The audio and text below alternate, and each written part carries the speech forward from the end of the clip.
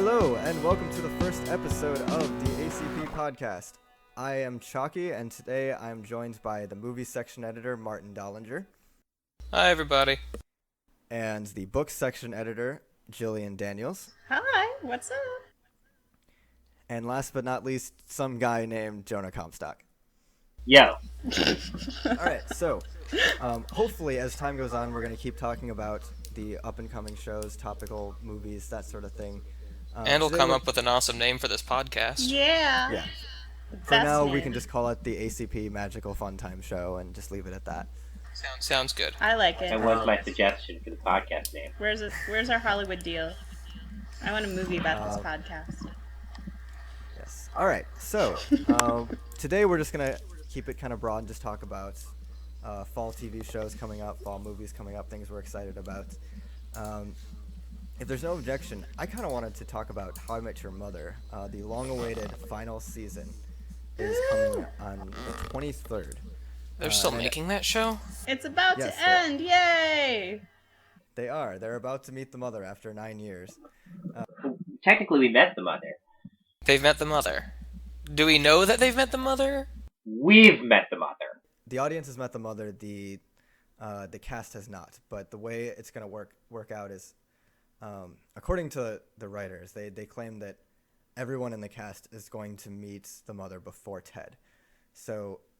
Yeah, of course. Consistent with their pattern of drawing it out as long as possible. Yeah. Yes. So Lily's going to meet her first, and then we'll just go from there. Oh, I thought Robin should meet her first if they were going to do it that way. Or maybe Barney. Lily meeting her first just seems too easy. Yeah. So, I think that shows like How I Met Your Mother gets compared to Friends a lot. But also when it first started, it was doing so many kind of interesting meta things that you can almost think of it like something more like we think of Community now. And as it comes to its end, or The Office, which was really new and different when it started and then lasted 8 years and was really, most people thought, very tired by the time it ended. So the big question for me about How I Met Your Mother is it going to stick the landing? You know, is it going to end in such a way that people will remember it as a cool, innovative show and like a television game changer, or is it just going to like really fizzle? Well, I don't think it has to, you know? I mean, The Office didn't stick the landing, in my opinion, but it's gonna be remembered. Lost sucked balls from the whole time, but people liked it until the end anyway, and that's remembered. I don't think it has to stick the ending, or stick the landing, to really be remembered as something that innovated, or something that influenced TV later on, because of the way the influence of television works, because it's so immediate. Like, if a few episodes work in this way and are doing this thing, other TV shows are going to do this thing that works. So I don't know how relevant that particular...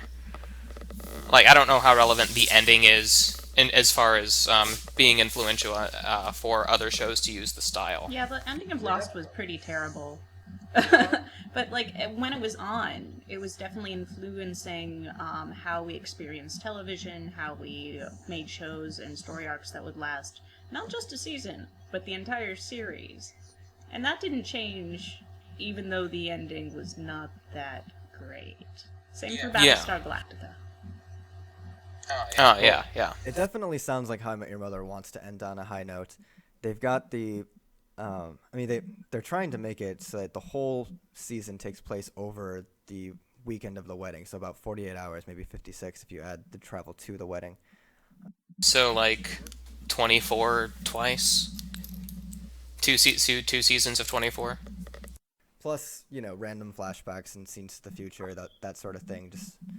Yeah. I really wonder, what it makes me think of is the new season of Arrested Development. That was over a whole year. It was still sort of like a bunch of episodes together doing one thing.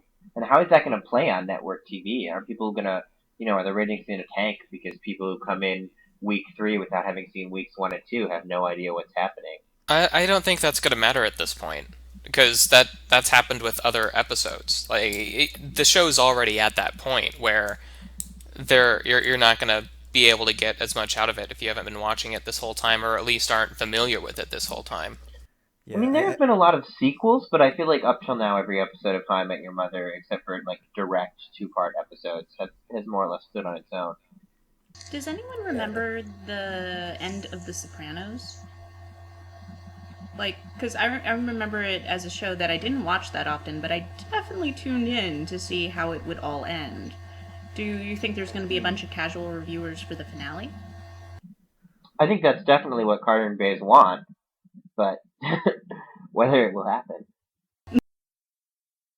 Well, what we can definitely say, going back to before, they're well past the point where, like, a casual viewer could just randomly pick it up and know everything.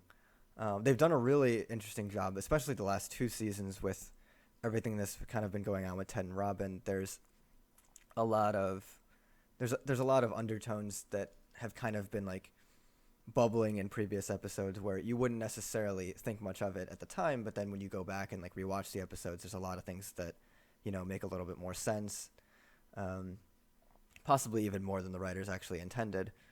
And there's definitely there's a lot of history you need to know, like, going into it, which is not to say that it's not a show that a casual viewer could watch, but they're definitely, it looks like they're gearing up the last season as though they want to reward the people who have been watching for all 8 years so far. And I'd love to see a show ending in style like that, you know, rather than just quietly finishing. I'm still betting Barney dies. Oh, yeah. if we wanna it's his talk ghost ending in who's telling all style, those stories we to wanna We talk Dollinger. know ending in nobody style. dies! I mean, come on. He would have referred to them differently in the future scenes. I don't think they would. I mean, it'd be That's pretty how I met your Uncle traumatizing. Barney. May he rest I mean- in peace. I mean, there is That's the how whole thing Neil about Patrick exaggerating Harris died Barney. horribly. I mean, there's the whole thing about Barney's stories like being so crazy legendary and so overhyped. Like, it's entirely possible Ted could be overhyping it just to like really praise his memory. Maybe there never was a Barney. Maybe it's like A Beautiful Mind. Yeah, maybe Ted is Barney. Whoa. Whoa, you guys. Whoa. This brings back the whole Robin's the mother thing. Oh God. No. No. Well, see, that's going back to the rest of my wildly inaccurate theory that Ted is actually gay, and the mother is not their biological, or the mother is only their biological mother, but they were like, she was like, I was just carried them or whatever, and that's why the kids don't know her name. Maybe there's no Barney, Marshall, Lily, Robin, or kids. Or mother. Ted's just like a crazy person on a park bench. No, that's too easy. That one's too easy and too cliche. I bet the No. show will end and it was all a dream. See, you just came out and said what Jonah was saying, and it made it worse. Now, if you want to talk crazy endings that actually, you know, I'm still actually shooting They're all for, dead. and not just joking. What I really want is them to deliberately save the last slap of the slap bet and just have it not take place the entire series. And then the last episode, they're sitting there on the couch, and then Ted goes, you know, and that, kids, is the story of How I Met Your Mother. And the camera turns around, and all 5 of them are on the couch, like, telling the story to the kids. And, you know, everyone gets up, and they're like, yeah, great story, Dad. Let's go get ice cream. And they're getting up, and 60-year-old Marshall just smacks down Barney, breaks his hip, and just goes, and that's the final slap. And then it just cuts out. That would be a funny way to end, but I think it'd be dumb if they were sitting there. I mean, they hate listening to his stories. Everyone hates listening to Ted's stories, even the fans of the show. It seems like a good time to move on. It does. Yeah, we should talk about another show, since we just ended the show. Not that we're comparing this next show to a slap in the face, mind you. Well, I kind of am a little bit, but we'll let Gillian talk about it first, because she's actually watched the new episodes. I sure have. Are you guys So, ready? Lead us in, Gillian. What are we talking about next? We are talking about the 2012 series, Legend of Korra, or specifically Avatar, Legend of Korra, which is what the name should have been, except James Cameron made a movie about blue people in space, so yeah. And we are all connected to each other by the magic USB ports in our hair. Thank you, Marten. I have to Pretty good credit Nathan summary. for that. Martin, stop trying to make theme songs. We've got one Oh, already. fine. So, Legend of Korra is an animated series on Nickelodeon. It is created by Brian Konietzko and Mike DiMartino, who originally created a series that lasted 3 seasons and approximately 60 episodes called Avatar: The Last Airbender. This took place in a world very, very Asian-influenced, where there's 4 main fighting magic styles based on Kung Fu and Tai Chi and others. And all these styles are based on the elements. There's waterbending, airbending, firebending, and earthbending. And, the main character, Aang, who's the last airbender because his entire people have been wiped out due to genocide. Yeah, this is a kid's show, by the way. Isn't that sort of redundant? Entire people wiped out due to genocide? Like, they killed them so hard that they died? I'm the Jewish one, Martin. Well, I gotta give you a hard time. I'm Aryan. I know. So anyway, Martin, what? Did you really have to bring that up now, Martin? Yeah. You're fired. I'll be back next week. That's just... Yeah. Martin, you're always fired. But anyway, in this world... Martin will not be back next week. But I will. To talk more about this series.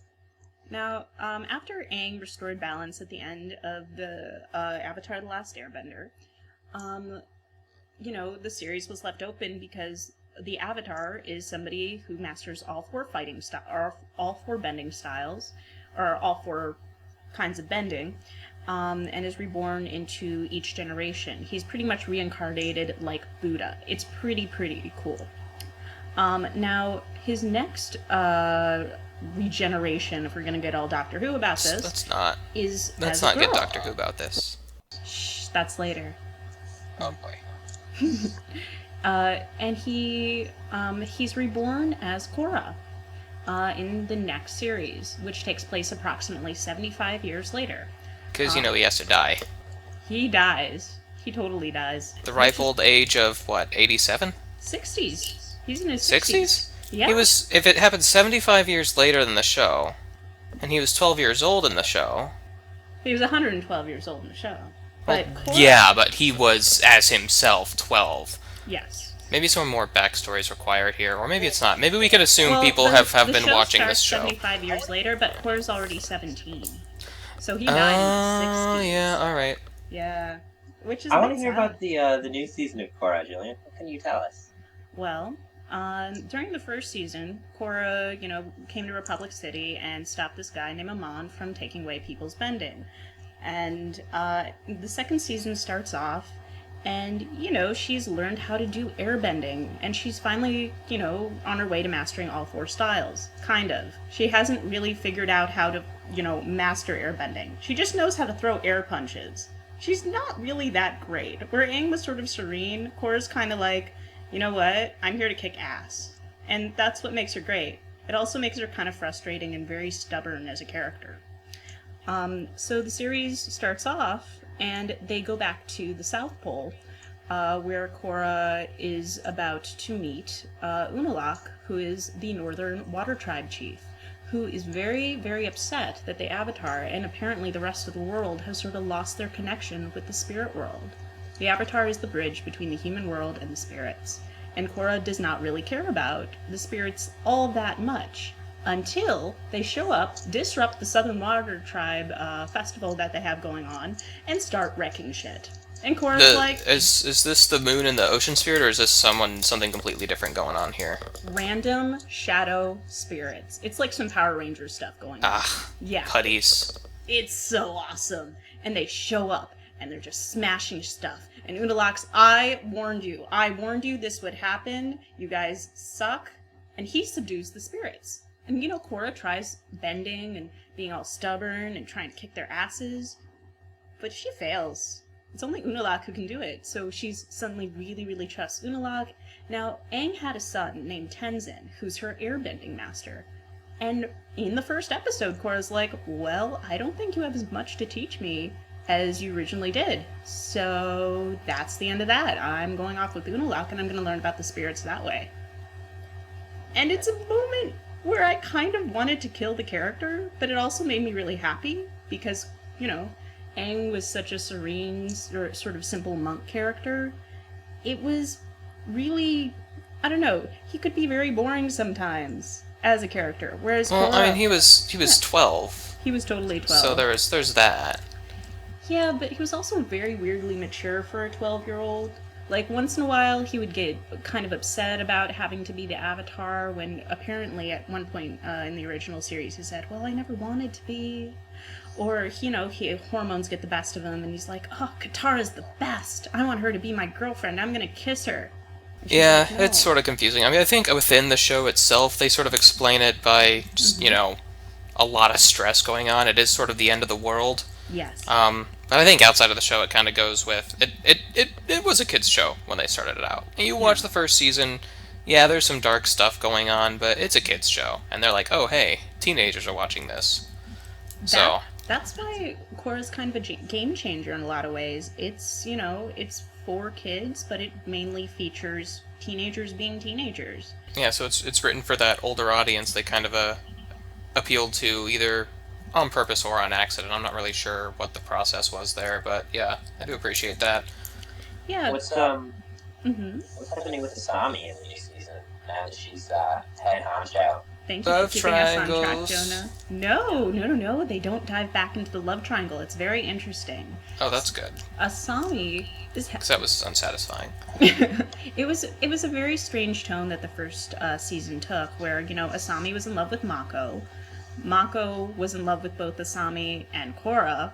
Korra was in love with Mako, but, when Asami's entire life sort of kerploded, and she was like, Mako, no, don't break up with Asami yet. Please, just stay with her, be with her. And then Asami and Mako kind of semi-broke up. Well, okay, they actually broke up, it was sort of subtle.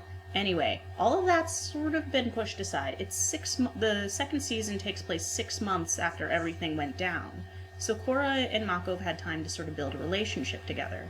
They're also kind of bickering at this point, which is a little worrying. Because, he's busy being a police officer now, she's busy being the Avatar, and they're trying to rely on each other, but they're still like 17, 18 years old, they don't know what they're doing. Asami, meanwhile, is the head of her dad's corporation. Her dad's in jail. She's the head of Future Industries, and she has to make sure... What? That's what I thought. Okay. She'd be in charge. She's totally in charge, and her company's going down. But, everyone's lost all of the investors have lost complete trust in Future Industries. Well, yeah, because they were the bad guys, and then they were the good guys, and then they were the bad guys. Or maybe it's the other way around. I don't remember. That's why I wonder if Asami's coming around to being a villain in a future season. I don't think so. Yeah, that'd be too easy. I think it'd be... Yeah. Her main worry at this point appears to not have her father's company fail. So in the first episode, she tracks down this guy named Varric to the South Pole, and he's sort of in charge of the shipping for most of the Avatar world, apparently. And she pretty much has to appeal to him and be like, okay, can you buy my dad's airplanes and make sure my company doesn't go into the ground? But Varric is obsessed with this new innovation in the Avatar world called movies. He's the best main Let's get character. real meta. I love him. Speaking of meta, that might actually... Oh, Chalkey, you're still here. Chalkey, do you watch Yeah, I know, cartoons? Do you watch Pokemon, Chalkey? I sadly do not watch Korra, so I was just kind of listening to... Oh, we you got guys a lot talk more. about that. Yeah, a lot more to get through. What's next, Jackie? Well, the meta talk was actually a great segue into Community, actually, which is back for its 5th season, with a whole bunch of developments that are kind of shaking the foundation before the season even starts. Most notably, Dan Harmon's coming back. Oh, good. And there's also Donald Glover leaving in addition to Chevy Chase. Although Donald Glover will be in about 5 episodes, I believe, if I remember correctly. I haven't really been watching the show There's for a also while. Why is Donald Glover leaving show-wise? Is that explained in the show? That hasn't been directly explained, and for all we know, he might not actually be out of the group. He might just be kind of So in the he's background on a for little bus? bit, the way they kind of phased Pierce out. Yeah, I mean, well, we all know that it's the whole rap career thing that's going on with. You guys know air conditioning repair school gets really intense in the last semester. It's like law school. You just never see them. That's exactly what happened. Well, I can believe that. My girlfriend's dad is an HVAC guy. It can get. He probably has to do like some journeyman stuff. I don't know. We'll go with it. I will be interested to see how it plays out with explaining Donald Glover's real life rap career and trying to. It'd be nice to see him rap on the show. Donald Glover actually, he's in that show Girls now on HBO, so he's probably doing a movie career type thing too.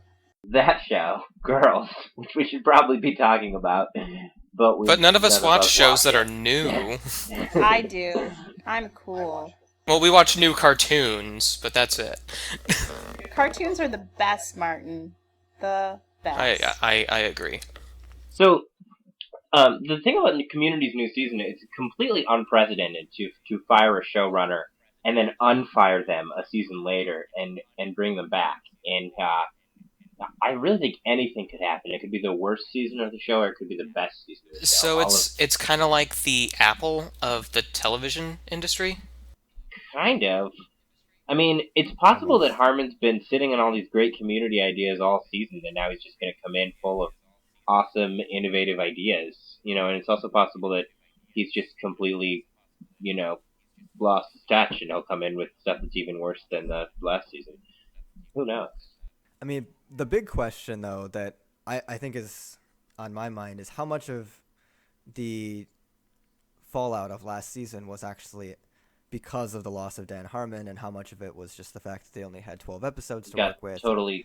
There's like everyone keeps saying, the show's not the same without Dan Harmon, but the question is how much of that was actually him, and how much of that was just circumstance of, being put off so long, having so many hiatuses, having the whole issue with Chevy Chase in the background to deal with while recording. Like there was actually a closing credits scene where he basically walked off the set. He basically walked off the set, if I remember reading about it correctly. They've been having problems with Chevy Chase since the beginning, though.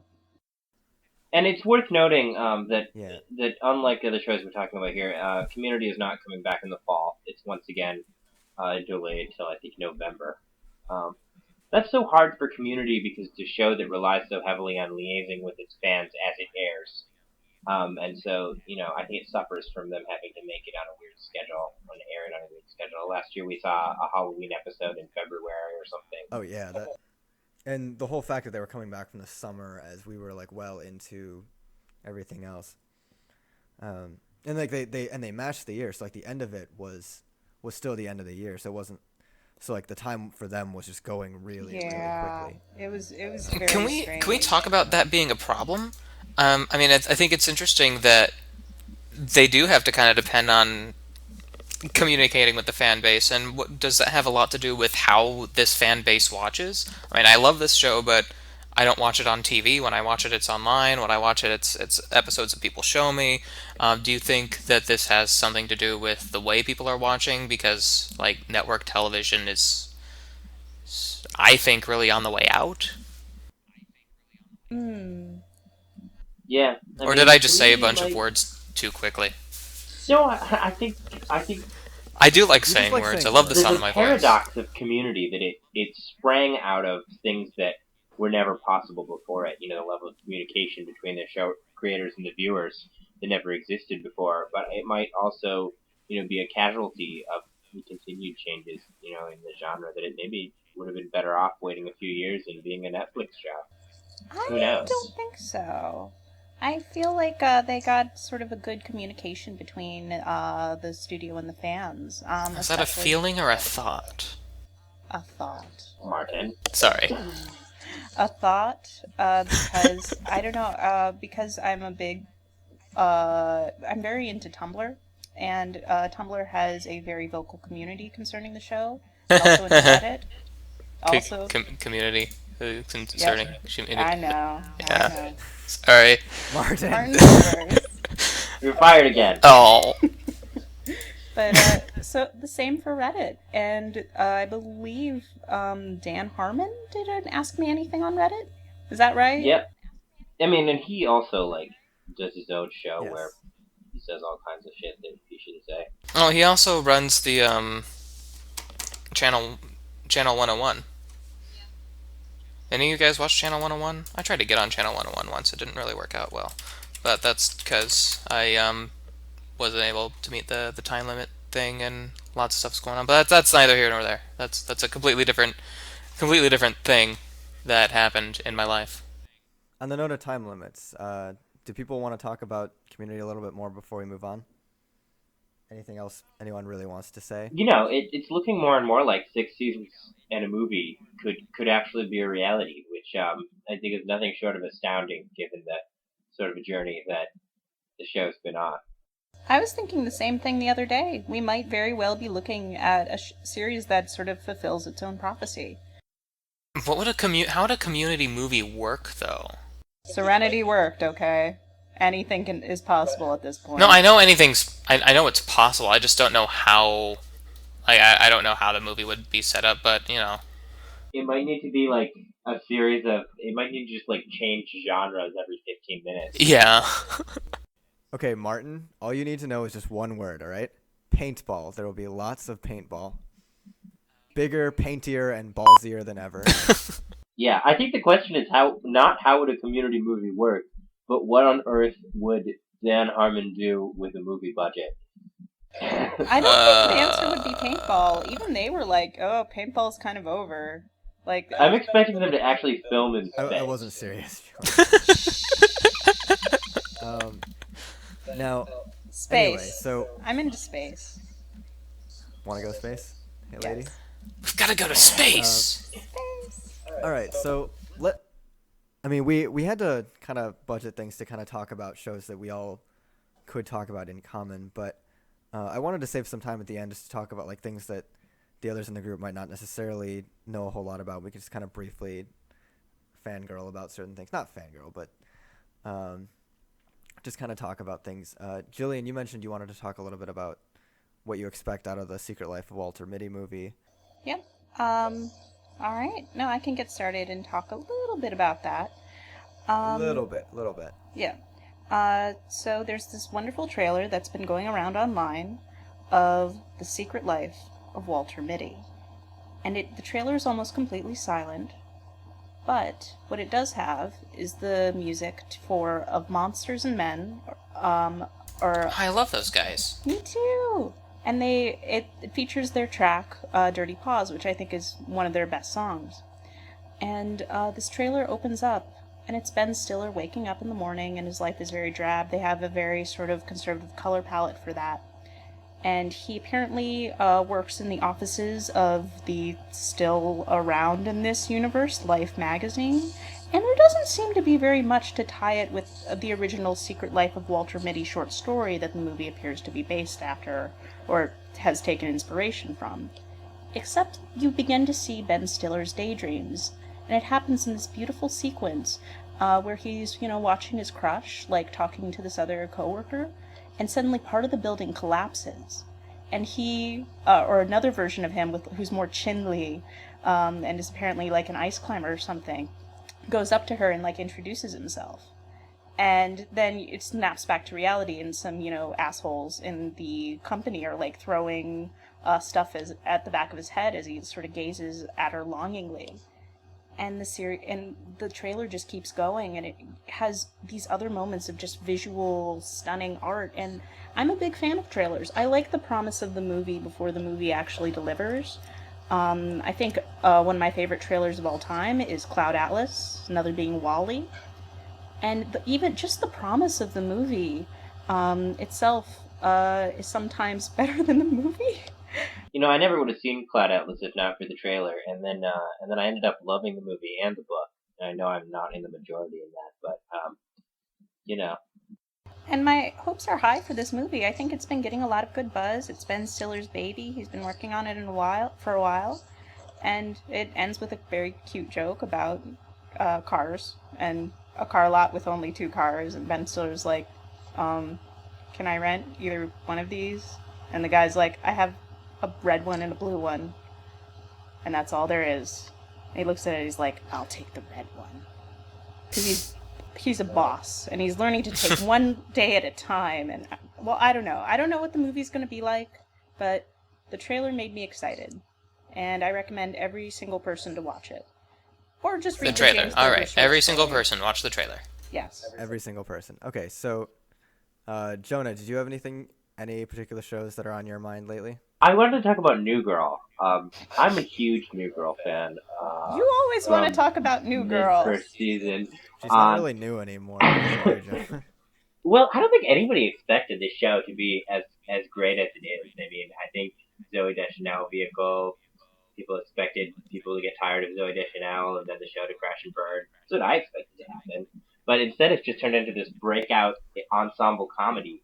And the third season, I think it's going to be a big test for the show because they finally got Nick and Jess together at the end of the last season. And now the question is, can they continue to make the show vital? What happens next with that relationship?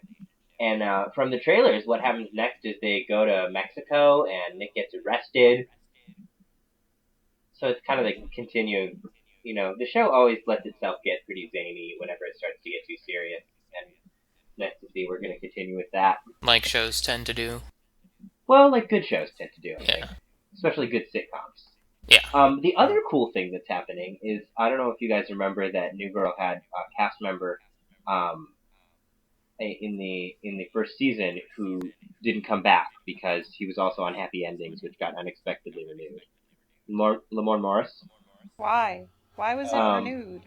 Why? What's that Well, show? no, Lamorne Morris is Winston.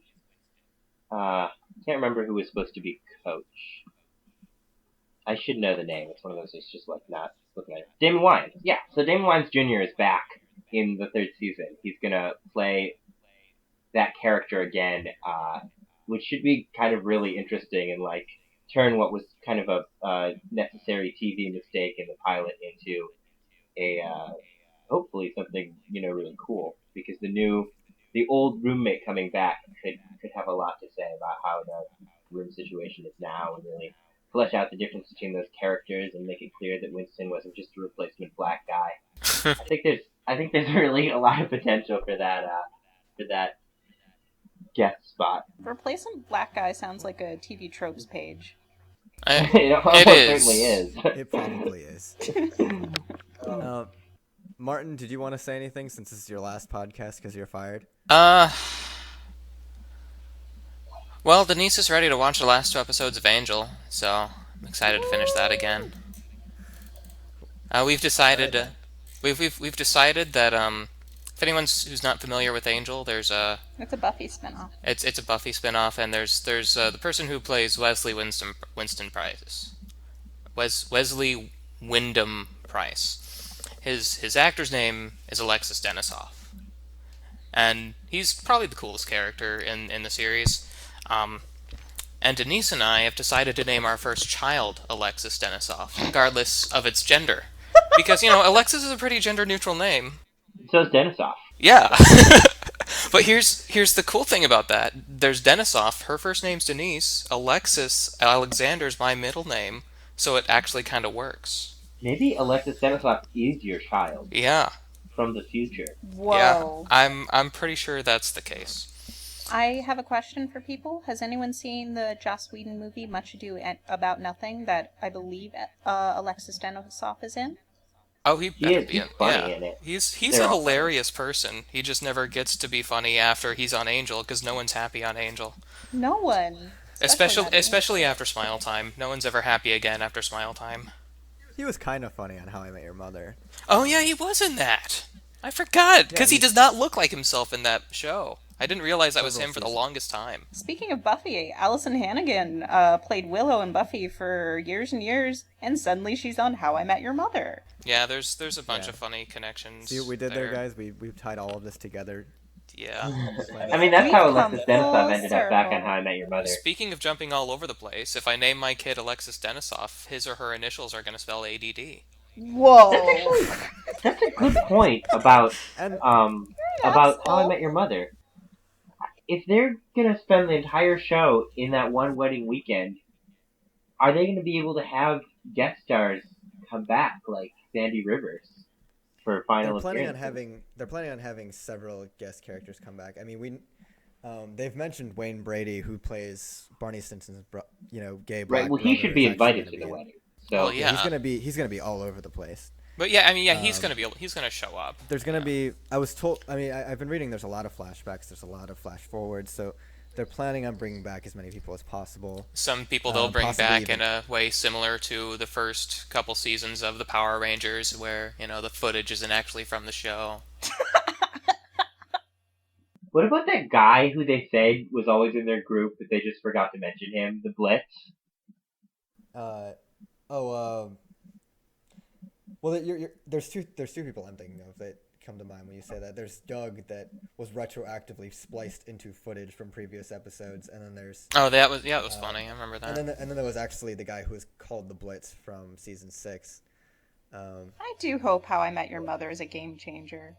It's so clever, or at least the original premise is clever. I'm interested to see what will come out of this wedding weekend on How I Met Your Mother. It should be fun. Anyway, looks like we're pretty much out of time, so I'm gonna cut us off there. Everyone, thank you very much for listening to our very first episode. Once again, my name's Chalkey, and I'm Gillian. We also have names. I'm Marten. Jonah. and thanks for listening, guys. Bye.